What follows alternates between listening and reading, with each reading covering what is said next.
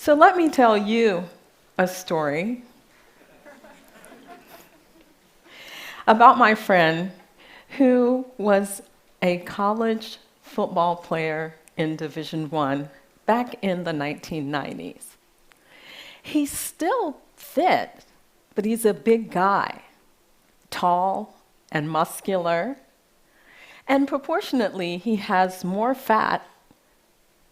muscle than he has fat, which is a good thing.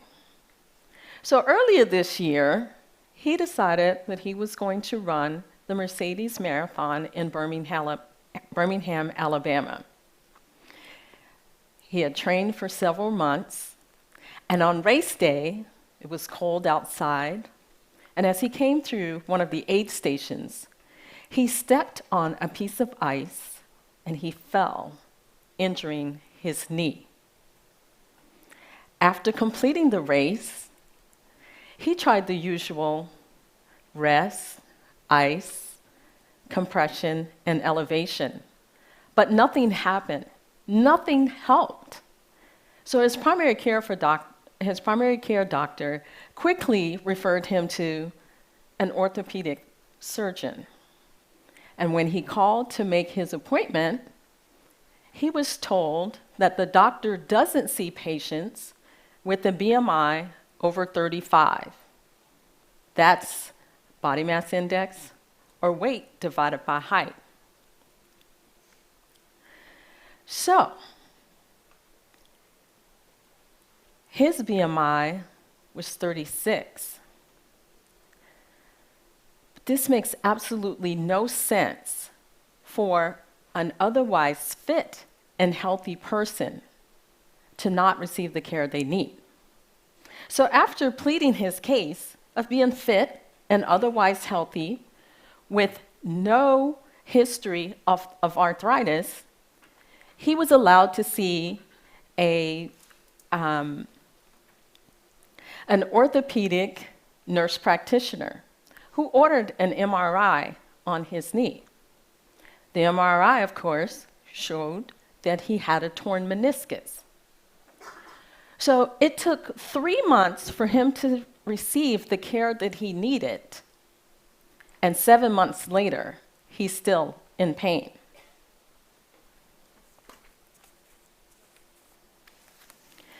As an academic researcher specializing in obesity reduction through diet and exercise, I hear about this kind of thing far too often.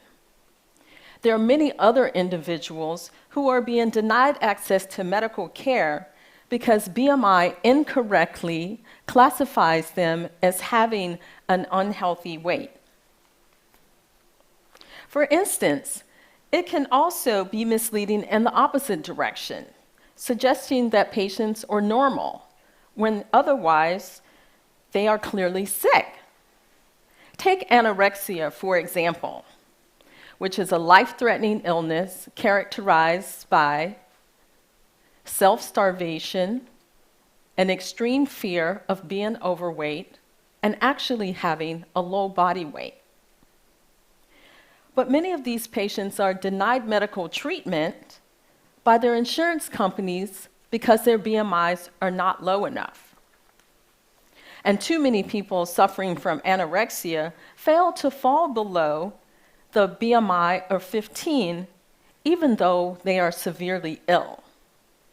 Obviously, this frustrates me as a person, but also as a scientist who's been working very hard to overcome and counteract the obesity epidemic that we have in this country. So I set out to find an alternative method to BMI, not only for myself, but also for other scientists and physicians trying to improve the lives of others. The new method needed to be an easy, portable, relatively inexpensive way to measure body fatness. So how about pictures? After all, most of us are carrying around a small camera in our pockets, known as a smartphone. So A few years ago, I started working on an alternative method using digital photography to measure body fatness from photographs. Of course, this idea of using photos to measure the body is not new.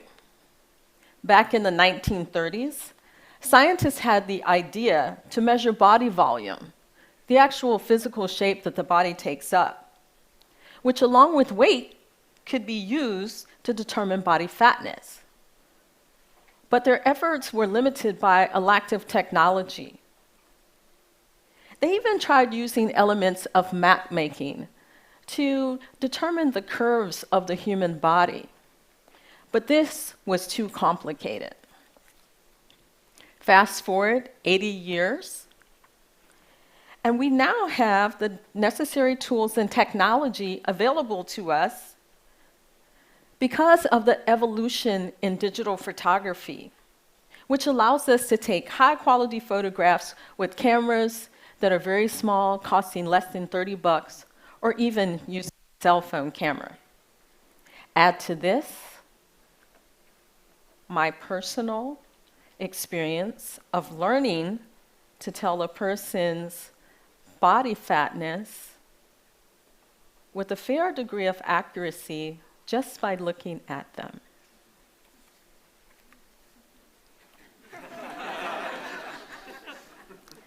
So we wanted to see if we could train a computer to do that too. So my colleagues and I aim to develop a way to automate the process of transforming digital photographs into accurate estimates of body fatness. First, we needed to decide on the best method to test the accuracy of our method of body fatness. So we chose the full body DEXA scan that moves quickly from head to toe and produces a high quality estimate of muscle, bone, and fat. But the DEXA is very expensive and not particularly portable. Then, using two simple digital photographs, we created a 3D model of the human body that allowed us to capture volume from the pictures. We then coupled the visible cues of a person's body to get at their shape, which allowed us to have more information about their body fatness. All of this was done automatically by a computer, and the combination of these elements gave us the information that we needed to accurately predict body fatness. So, how well does our method work? Using pictures from hundreds of men, women, and children, we found that our estimates of body fat were similar to those from the DEXA scan.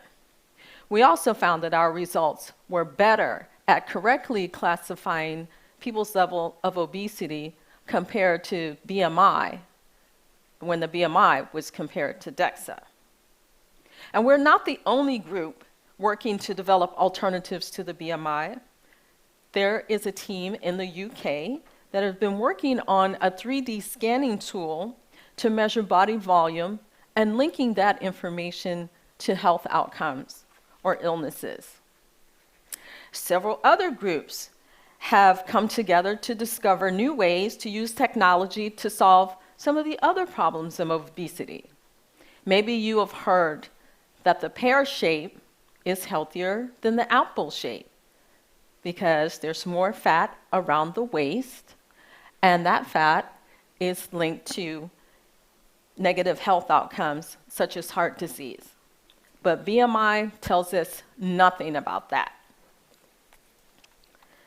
So we can apply new, relatively inexpensive technology in ways that were once unavailable to us, ways that could change the lives of millions.